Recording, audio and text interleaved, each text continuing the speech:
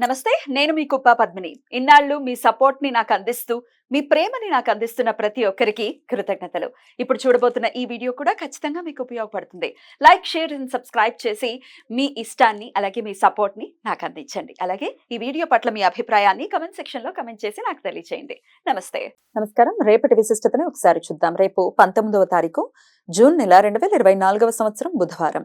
శ్రీ క్రోధినామ సంవత్సరం ఉత్తరాయణం గ్రీష్మ ఋతువు. రేపు జ్యేష్ఠ మాస శుక్లపక్ష ద్వాదశి తిథి ఉదయం 7:28 వరకు, తదుపరి త్రయోదశి తిథి. విశాఖ నక్షత్రం సాయంత్రం 5:23 వరకు, తదుపరి అనురాధ నక్షత్రం. సిద్ధ యోగం రాత్రి 9:12 వరకు, తదుపరి సాధ్య యోగం. బాలవకరణం ఉదయం 7:28 వరకు, కౌలవకరణం రాత్రి 7:44 వరకు, తదుపరి తైతుల కరణం ఉంటాయి. నక్షత్ర వర్జం రాత్రి 9:31 నుండి 11:10 వరకు. అమృతకాలం ఉదయం 8:03 నుండి 9:45 వరకు. హైదరాబాద్ ప్రాంతం వారికి సూర్యోదయం ఉదయం 5:43 సూర్యాస్తమయం సాయంత్రం 6:53 చంద్రోదయం సాయంత్రం 4:30 చంద్రాస్తమయం రాత్రి 3:50 అభిజిత్ ముహూర్తం లేదు. దుర్ముహూర్తం పగలు 11:51 నుండి మధ్యాహ్నం 12:44 వరకు. రాహుకాలం మధ్యాహ్నం 12:18 నుండి 1:56 వరకు. గుళిక కాలం ఉదయం 10:39 నుండి మధ్యాహ్నం 12:18 వరకు. యమగండం ఉదయం 7:21 నుండి 9 గంటల వరకు. ఇవాళ నిర్జల ఏకాదశి ఉపవాసం ఉన్న వారికి పారణ సమయం ఈ రోజు సూర్యోదయం నుండి ఉదయం 7:28 వరకు ఉంటుంది. రేపు చంపక ద్వాదశి. ఒరిస్సా రాష్ట్రంలో ప్రధానమైన పండుగ. పూరి జగన్నాథ స్వామి ఆలయంలో విశేష ఉత్సవాలు వైభవంగా జరుగుతాయి. ముఖ్యంగా ఉత్కళ బ్రాహ్మణులకు ఈ పండుగ చాలా విశిష్టమైనది.